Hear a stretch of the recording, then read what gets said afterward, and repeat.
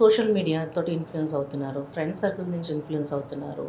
At the same time school age నుంచి కూడా చాలామంది రకరకాలుగా రాంగ్ వేలో వెళ్తున్నారు. అంటే అది మనం చూసే విధానంలో మార్పా, చుట్టుపక్కల ఉన్న వాళ్ళ మార్పా, లేక మన ఎడ్యుకేషన్ సిస్టంలో ఏమైనా చేంజెస్ రావాలంటారా? ఇప్పుడు యాక్చువల్లీ మీరు అబ్జర్వ్ చేస్తే మ్యారేజ్ అనేది ఏంటి?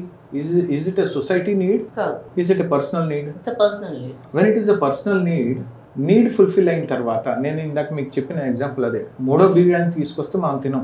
రైట్. ఎందుకు? నీడ్ ఫుల్ఫిల్ అయిపోయింది కాబట్టి. Marriage is not a need, it's a companionship, it's a co travelling. మన డెస్టినేషన్ రీచ్ అయ్యే వరకు మనకు ఒక ట్రావెలర్ కావాలి మనతో పాటు. That is marriage. The purpose of marriage తెలియకుండా మ్యారేజ్ చేసుకుంటే, ఏదో సొసైటీ గురించి చేసుకున్నాము, 4 ఏళ్ళు మనం కలిసి తిరిగాము, సో ఇప్పుడు మనం పెళ్లి చేసుకోవాలి, మా అమ్మ ప్రెషర్ పెడుతుంది, మా నాన్న ప్రెషర్ పెడుతున్నారు, నాకు ఏజ్ అయిపోతుంది, మనం ఇప్పుడు కంపల్సరీ మ్యారేజ్ చేసుకోవాలి అంటే నీడ్ ఫుల్ఫిల్ అయిపోగానే వద్దు అనేస్తాం.